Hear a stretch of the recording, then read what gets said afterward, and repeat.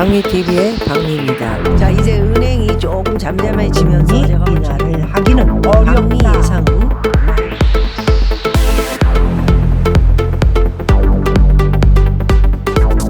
박미의 진짜 경제 뉴스 시작합니다.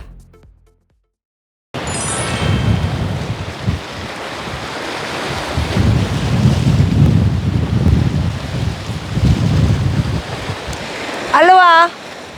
하와이의 호놀룰루에서 마우이로 옮겨 지금 지내고 있는 박미입니다. 제가 지금 서 있는 곳은 칼라마 공원입니다.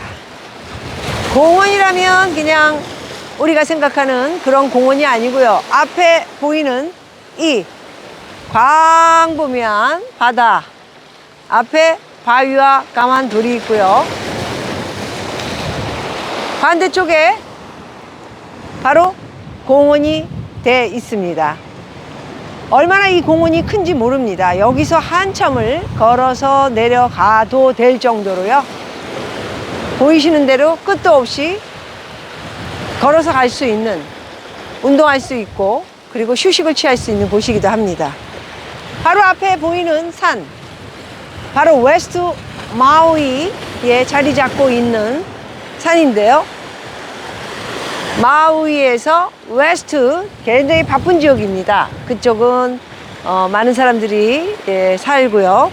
그리고 웨스트 마우이에 저런 산들이 있으므로 지낼 수 있고 가족들과 함께 휴식을 취할 수 있는, 걸어다니고 움직일 수 있는 곳들이 많습니다. 반대편으로는 제가 갔다 온 할레아 칼라 국립공원이 있기도 합니다. 가까운 곳에 모든 것들이 붙어 있어서요. 정말 마우이야말로 한 조그만 섬 안에 모든 것이 없을 것은 없지만 있을 거는 다 있다, 이렇게 표현할 수 있습니다. 단 한 가지, 너무 비싸서요. 그것이 조금 불만이긴 한데 뭐 할 수 없죠. 모든 것이 또 배로, 비행기로 들어오기 때문에 그렇다고 볼 수 있고요. 자, 오늘도 한국에서 들려오는 신문을 읽고 소식 어떤 것이 있는지 보고 한번 여러분과 이야기해 보도록 하겠습니다. 오늘은 제가 가장 좋아하는 우리 조선일보의 이경은 기자가 요즘 왕개미 연구소라고 기사를 한 달에 몇 번씩 내고 있는데요. 참 좋은 내용을 드디어 쓰기 시작했다, 이런 생각을 갖고요. 여러분들에게 그 내용들을 가끔 보내드리고 있습니다. 오늘 내용은 노후자금 1억 넘게 모았다. 누가? 일본 70대는 46%고요. 한국의 70대는 얼마나 될까요? 하는 내용입니다. 한국과 일본 70대 고령 가구 저축액 비교해 보니 한국은 자산은 있지만 당장 쓸 현금이 부족하다? 어허, 나이 들어서 뭐니 해도 현찰이 중요한 거 여러분 잘 아시죠? 그래서 제가 그렇게 얼마나 제발 빚내지 마라. 첫 번째는 빚이 하나도 없어야 됩니다. 사실 그게 제일 가장 옳은 방법이고요. 거기다가 현찰까지 쓸 돈이 있으면 더욱 좋죠. 그런데 세 번째는 재산은 뭐 집 한 채라도 다른 자산 중에 현찰을 만들어주는 그런 곳이 있다면 더더욱 그거 참 좋을 게 없겠죠. 아무래도 원금은 까먹지 않고 용돈을 쓸 수 있다는 게 참 좋은 일인 것 같기도 합니다. 손주에게 용돈을 줄 수 있는 노후와 줄 수 없는 노후의 삶의 질 자체가 다르다. 그렇죠. 손주가 딱 왔는데 돈 많은 할머니 할아버지는 아주 앵겨붙습니다. 대단하죠. 왜? 주머니에서 돈이 나오니까요. 70대가 되면 근로활동을 접고요. 완전 은퇴하는 사람들이 늘어나지요. 당연한 거 아닙니까? 그런데 우리나라는 아직도 슬프게 70, 80까지 일을 해야 되는 그런 노인, 내 나라가 됐다라는 게 좀 슬프기도 합니다. 소득이 끊기는 70대의 삶은 현역 때 얼마나 통장 관리를 잘 해두었는지에 따라 달라집니다. 젊었을 때부터 노후 준비를 체계적으로 했으면 편안한 70대를 보내지만 그렇지 않으면 쓴맛만 보게 된다. 말년의 나의 든든한 지팡이가 되어주는 것은 부동산보다는 현금 흐름이다. 여러 번에 걸쳐서 현금에 대해서 여러분들 제가 노년의 생활에 대해서 말씀드리고 있어서 준비가 안 되신 분들한테는 죄송합니다. 그렇다고 그거를 돈을 안 좋게만 고깝게만 보실 일이 아니고 지금이라도 늦지 않았으니까 바짝 조그만 돈이라도 소소하게 뭔가 준비할 수 있는 그런 것을 해야 되지 않느냐라는 말씀을 드리기 위해서 계속 여러분들에게 말씀드리고 있습니다. 자, 70대에는 저축액이 얼마 정도 있어야 평균일까? 제가 말씀드렸던 이경은 기자가 왕개미 연구소에서 아마도 100세 시대 연구소와 함께 통계청 가계금융복지조사를 토대로 70대 가구의 금융자산 현황을 분석해 봤나 봅니다. 2만 가구를 대상으로 실시하는 통계청 가계금융복지조사는 표본 가구 수가 많기 때문에 신뢰가 대단히 높다. 나이가 들고 그러면 모든 거짓말도 사라지고 이제 정직할 수밖에 없는 게 70대 나이이기도 합니다. 한국의 고령 세대의 부동산 평식은 주요국 중 압도적 1위다. 가계 자산에서 부동산 등 실물 자산이 차지하는 비중이 64%를 넘는다. 아하, 70이면 뭐 이제 70에서 80 언제 갈지 모르고요. 80까지 사시는 분들은 90 사이에 또 언제 갈지 모르는 사이인데 부동산만 들고 자식한테 준다. 내가 건강하게 잘 먹고 잘 쓰고 행복하다 가야 된다는 것이 저는 솔직히 말해서 이기적인 것인가요? 제 말이? 글쎄요. 그렇다고 보고 있습니다. 얼마나 우리가 세상을 살면서 고생을 했습니까? 행복하려고 고생을 하지 않았습니까? 그런데 부동산 들고 있다가 그냥 간다. 저는 정말 좀 아닌 것 같다라는 생각이 듭니다. 한 예로 저는 집이 없습니다. 자, 다른 나라에 부동산 차지하고 있는 70대들은 어느 정도 부동산을 차지하고 있을까요? 미국은 28%, 겨우겨우 집 한 채 있는 거죠. 그리고 일본이 38%, 한국이 비중이 64%가 되니까요. 어마어마한 겁니다. 미국에 비교하면 2배가 넘고요. 일본에 비교하면 2배 정도 좀 안 되는 것으로. 방 한 칸에서 시작해 평수를 넓혀가면서 자산을 증식하는 구조였기에 어쩌면 당연할지도 모른다. 이제 생각이 바뀌어야죠. 그놈의 집. 집 가지고 뭐 재산 불리고 잘해왔지만 지금은 우리가 나이가 들었습니다. 여러분. 아파트를 분양받아서 중산층이 된 가정일수록 부동산 의존도가 높다. 하지만 유동성이 낮은 부동산에 자산이 쏠려있는 노년 가정은 돈맥 경화에 시달리기 쉽다. 당장에 생활비가 모자라니 자녀에게 손 벌리기 일수다. 부모와 자녀 모두 괴롭다. 자녀에게 손 벌리면 싫어하죠. 자녀들이. 인상부터 쓰는 게 아니고 아예 오지를 않을 것 같습니다. 집으로. 은퇴자 커뮤니티에는 이런 하소연이 이어진다. 퇴직 전엔 아파트가 최고인 줄로만 알았다. 현금 자산이 가장 큰 힘이란 걸 몰랐다. 노후에는 현금 흐름이 좋아야 한다. 고가 아파트에 살면서 현금이 없으면 골치 아프다. 세금과 건보료가 꽤 많이 나가니 통계청 자료에는 집 한 채가 전 재산이라는 70대의 냉혹한 현실이 고스란히 나타나고 있습니다. 70대 고령 가구의 42%는 저축액이 1,000만 원 미만이었다. 이거 건보료도 나가고 세금도 나가고 세금 안 내면 이거 벌금까지 나오고 그리고 생활도 해야 되고 관리비도 내야 하고 전기세도 내야 되고요. 차가 있으신 분들은 또 기름도 넣으셔야 되고요. 생활비 애들 오면은 가끔 용돈도 이거 1,000만 원 가지고 어떻게 살지요? 저축액이 1,000만 원에서 3,000만 원 미만인 경우는 22.3%, 10가구 중 6가구는 저축액이 3,000만 원 미만인 셈이다. 저축액이 1억 원 이상인 경우는 불과 12.3%. 그렇군요. 어떤 분은 제가 또 1,000만 원 이거 가지고 어떻게 삽니까? 또 이야기한 거에 대해서 아마 또 500도 없어 이러실 수 있는데 500도 없는 게 자랑은 아니라는 말씀을 좀 드리면서 좀 깨우쳐야 할 것도 있지 않을까 생각합니다. 살다 보니 이렇게 됐다.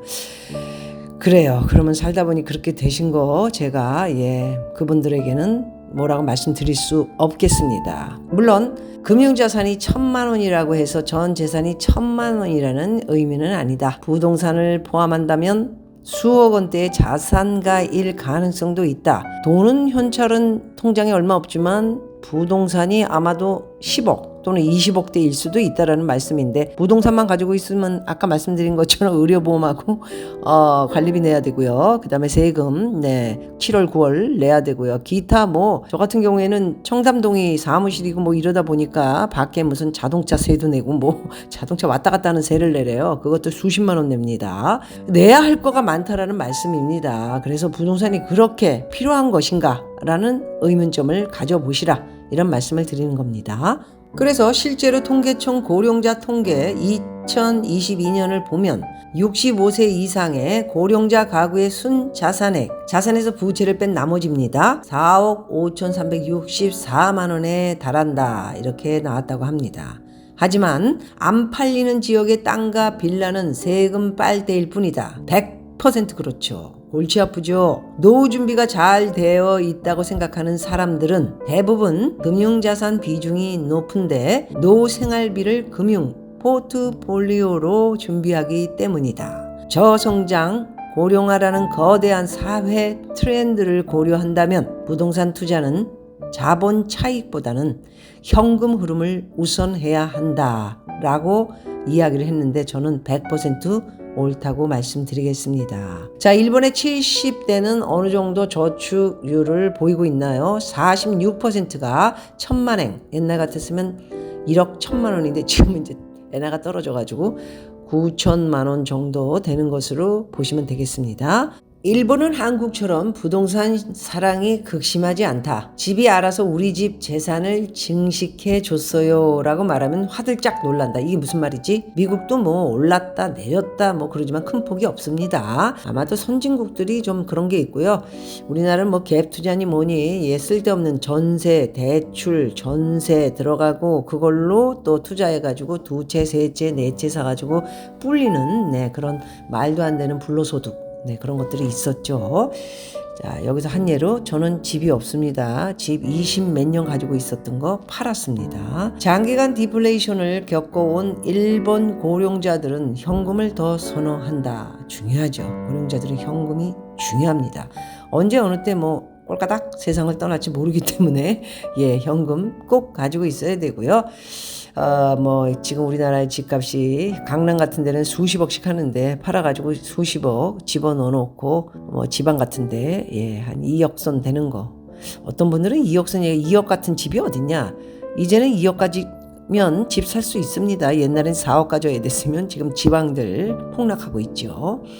그래서 이런 경향은 통계에서도 여실히 나타나는 것처럼 일본 전체 2021년 금융자산의 57.3% 626조 엔을 65세 이상 고령자들이 보유하고 있다. 여기서 여러분들에게 여러 번 말씀드렸지만 일본은 젊은 시절부터 일본의 70대들 아마 굉장히 금융자산을 축적해 온 사람들 중에 하나이기도 합니다. 그래서 일본 사람들은 국민들이 특히나 나이 든 사람들이 자산을 많이 가지고 있다. 현금, 뭐 부동산은 말할 것도 없고요. 그렇게 알고 계시면 되는데요. 여러 번 말씀드렸습니다. 제가 국민들의 이 정신 상태가 불로소득 뭐 이런 거보다는 열심히 절약하고 저금하는 게 몸에 배어 있는 사람들이 일본 사람들이다. 알고 보면은 굉장히 부자들을 많이 하와이에서 만나게 되는데요.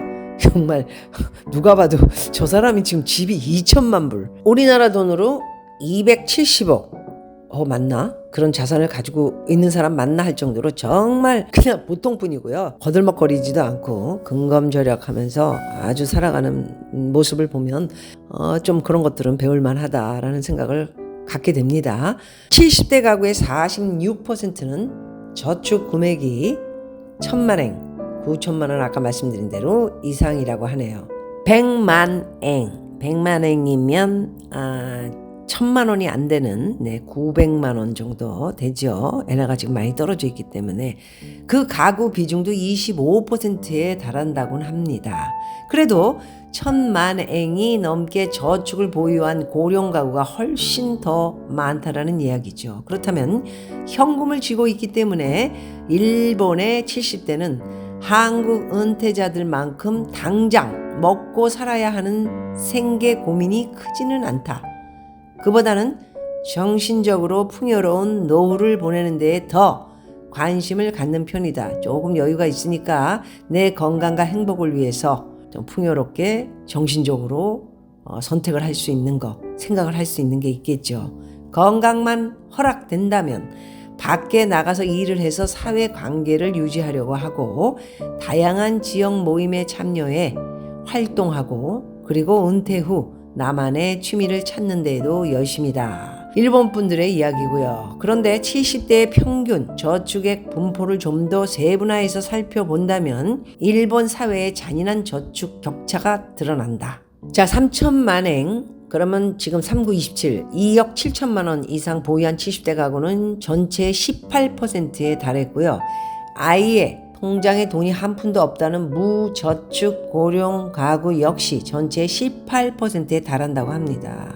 어느 나라든 뭐 있는 분 없는 분 항상 나오죠. 그래서 일본은 이 정도고요. 100세 세대 연구소장은요. 일본 가계는 금융자산 비중이 60%를 넘어 부동산 비중이 높은 한국과는 정반대 상황이라며요. 한국은 OECD 국가 중에서 노후 빈곤율이 가장 높지만 1위죠. 노후 빈곤율이. 아니면 노후 빈곤율이죠. 대체 OECD 국가 중에 빚도 1위. 빈곤율도 1위. 정말 아쉽네요. 금융자산 보유가 부족해 노후 빈곤율이 단기간에 개선되어 보기는 어렵다라는 이야기를 하고 있습니다. 참고로 노후에 금융자산을 보유하려는 이유에 대해 묻자 일본 고령자들은 은퇴 생활비 확보가 80%고요. 두 번째는 질병이나 불의의 사고 대비가 54%, 여행 레저용 자금이 18%고요. 통장에 현금이 있어야 안심된다라는 답변을 내놨다고 합니다. 오늘은 일본과 한국 현금 보유가 어느 정도인지, 부동산은 또 어느 정도 보유하고 있는지 여러 가지를 봤는데요. 나이가 70이라면 현금을 많이 가지고 있는 것이 더 옳다라는 생각을 하고요. 살다가 갈 집은 뭐 그렇게 20억, 30억짜리 필요한가? 한 예를 들어서 집이 없습니다. 저는.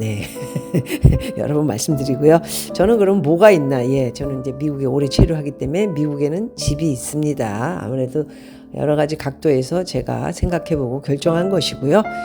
여러분들은 현금 보유 굉장히 중요하다라는 말씀을 드리고요.